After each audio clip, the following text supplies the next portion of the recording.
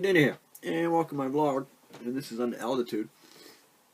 And I've been taking the, just started taking the class for my 107 license.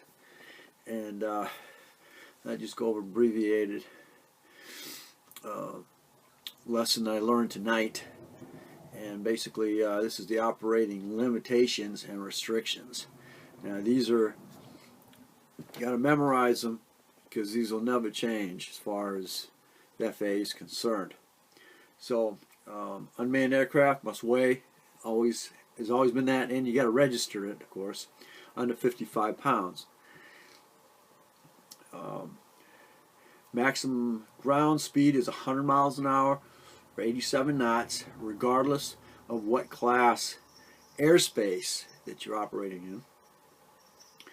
Maximum altitude of 400 feet, that's given now. Most of your expensive drones will only let you go to 400 feet. And it's going to take maximum altitude reached. And it's also got maximum distance reached as well. So we're talking 100 miles an hour, regardless of class of airspace. Maximum altitude, of course, 400 feet. AGL, which is air above ground level. If you're going to fly higher, of course, that's 400 feet above a structure, or 400 feet above mountain range or trees or whatever, and you're going to remain within the 400 feet of that structure. So say you're flying, example, flying around a wind turbine. Well, the wind turbine is 400 feet high, with the top blade straight up and down. So you can fly 400 feet above that blade, but you need to stay within 400 feet of that tower. Okay, or whatever structure. Say you're out evaluating for a company. Again, 400 feet. High and distance-wise. Maintain a minimum distance of 500 feet below cloud. So if your cloud cover is 800 feet, you got to stay within 500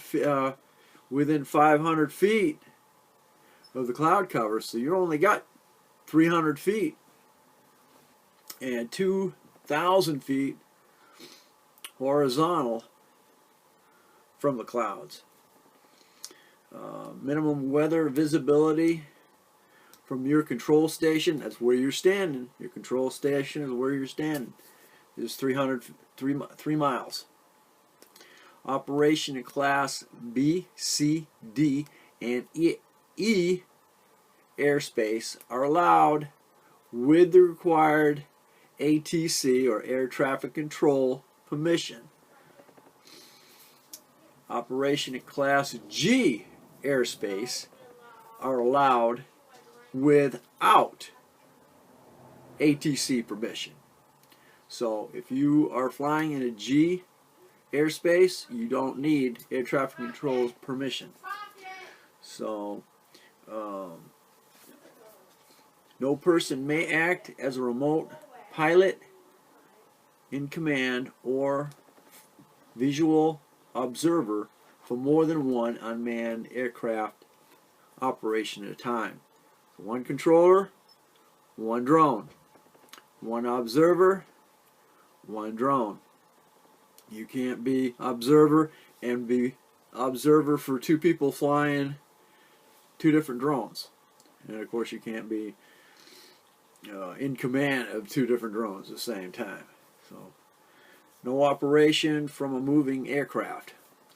I'm not too sure about how that would work, other than it might be in a helicopter and you're flying a drone. No operation from a moving vehicle unless it is over a sparsely populated area. If you're out in the country, you could fly the drone while while in a car. You still got to be able to see it. And let's see, no careless, of course, or reckless operation, which means you're not going to be flying crazy. Two people flying drones at each other and, you know, being stupid, or drinking while flying, of course. And no carriage of hazardous materials, which means you can't be carrying hazardous materials with the drone. So that's what I've learned tonight. So there we go. Stay tuned. I guess things that I really didn't realize was I remember the 400 feet, and I remember the 400 feet higher than whatever the terrain or structure is. I didn't remember the 400 feet around the structure. 100 miles an hour, that's pretty damn fast. Let's see, and your B, C, D, and E airspace are allowed with ATC permission. I'm not sure where that stands, whether you can just, I don't think you can just call the control tower and say, hey, you know, I'm going to be flying in this area, and I'll let you know when I'm done. That might have to be pre-approved. Your G airspace is basically out away from airports, 5 miles. I don't see that in here yet. 5 miles away from the airport. The let's see, and yeah, I really didn't think anything about the remote operator, visual operator. You know, I thought, you know, you got one visual operator, you got 2 pilots. No, they don't want you to be doing that. You got to have 1 for 1. And let's see, moving aircraft, that was something definitely got me out of there. And moving vehicles, you know, you're always seeing how with the drones, people are moving and the drones are following them. You know, they're taking pictures of you. So that's part of that. And of course, obviously, no careless or reckless operation. That's what got us into this mess. And no carriage of hazardous material.